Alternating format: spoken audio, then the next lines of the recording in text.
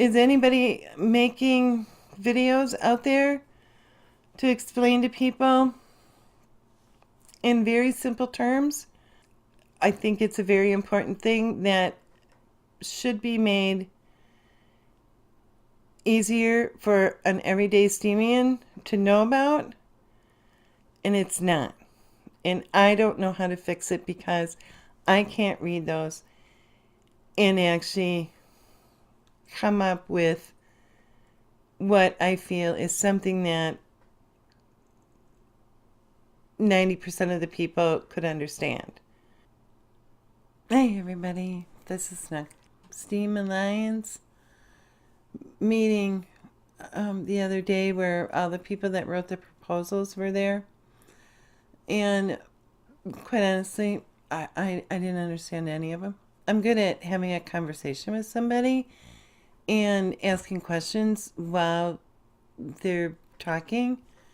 But to sit at a lecture, even if it's something, it'd have to be really interesting for me.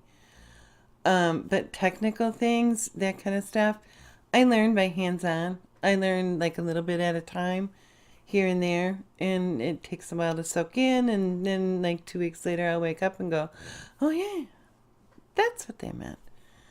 And I mean, that's how I've always learned, and I can't be the only one that's like that. And I consider myself at times a pretty smart person. Then you have all these proposals, there's like 11 or 12 of them that Pensive had on his show, the State of Steam show. I heard words, not saying I wasn't paying attention, because I was. But it just like went in one ear and out the other, like poof, poof. And I don't expect somebody or anybody to sit down with me and explain it. It makes me wonder, other than the people that are over there day after day and reading everything, how many people really even know about the state of Steem, really even understand it, and understand the proposals that are going out there? Because I sure don't. I mean, plain and simple, I don't. So it's kind of bothering me, but yet I'm like, do I really need to know? But to be responsible for my own future, I think it's something that you probably should know about, because the working group is supposed to pick this foundation that is going to be in charge of delegating or managing something from Steem It Inc. So, and that's going to have to do with the reward pool and how delegations may be being taken care of, and by who, and who gets them, and why, and who do we really want running that group. And so you want to be informed, but all the papers posts are like watching paint dry when you read them. And I mean, it's what it is. What do you do? I mean, do you just say to yourself, well, hopefully I see these people over there, I trust these people, let's hope that they will unintentionally have my best interest at heart, and I'm going to cross my fingers and hope it goes that way. That's a lot of hoping. I mean, I'm a big believer in, trust in the universe and that kind of thing. But I'm also a big believer in you put the work in and you get back, you reap what you sow. And not to just be like a innocent bystander and then go, how did that happen? Why did that happen? So I'm in a really frustrating position because I have tried to read some, not all, because if I can't get through, 2 or 3 of them from people that I actually know, I'm not going to be able to get through other ones that I from people I don't know. It's just not going to happen.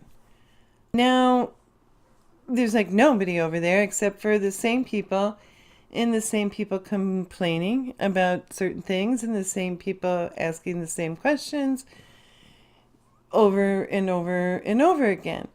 And it's getting to the point where all these proposals are going to have to be voted on. And people are going to want to vote because that's what happened the last time was, well, you guys made this working group and we weren't asked, so we want a new working group. Well, actually, that just prolonged the agony of what's been going on because the first working group actually worked together.